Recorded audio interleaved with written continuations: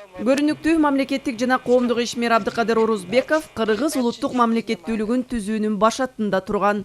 1925 жылы Кара Кыргыз автономиялуу облусунун жумушчу дыйкандар жана жоопкерлер советинин облустук аткаруу комитетинин төрагасы болгон. Чечкиндүү тайманбас жоопкерчиликтүү сапаттары менен катардагы жоопкерден саясий жетекчиликке чейин көтөрүлгөн. 1925 жылдан 1937 жылдын октябрь айына чейин Кыргызстанды башкарып мыкты иш билги, калыс мамлекеттик ишмер катары тарыхта калды.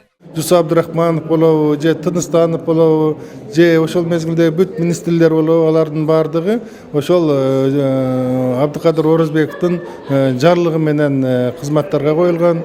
Абдыкадыр Орозбеков өзү өтө бир элден чыккан, элдин арасында коркпой, басмачылык мезгилде да коркпой жүргөн өзүнчө бир баатыр мүнөз адам болгон.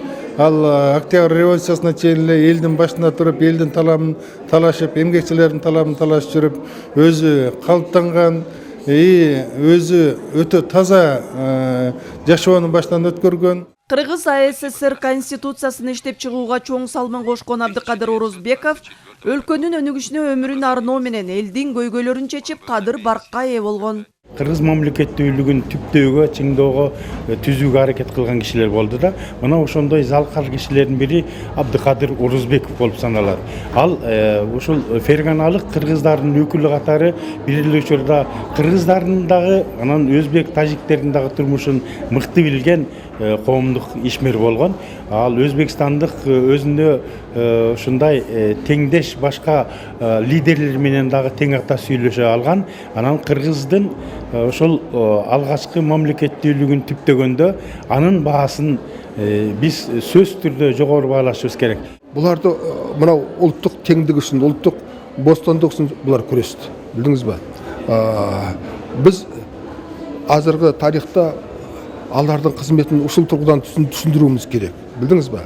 Олар жаңагы таптык адилеттик эмес, улуттук адилеттикти, улуттук бостандык үчүн күрөштү, сол үчүн күрөштү. Билдиңизби? Ошондуктан олардын күрөсү адыл болуш, улутка керек болуш. Билдиңизби?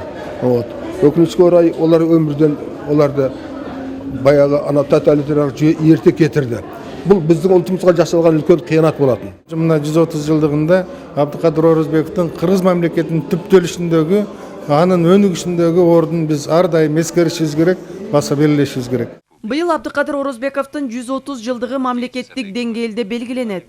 Тиешелүү чечимге премьер-министр Мухаммедкалый Абылгазиев кол коюп, мааракелүү иш-чараны өткөрүү боюнча уюштуруу комитети түзүлгөн. Маданият, маалымат жана туризм министрлигинен берген маалыматка караганда, Абдыкадыр Орозбековго арналган илимий конференция өткөрүлүп, Бишкек шаарында мемориалдык тактасы орнотулат.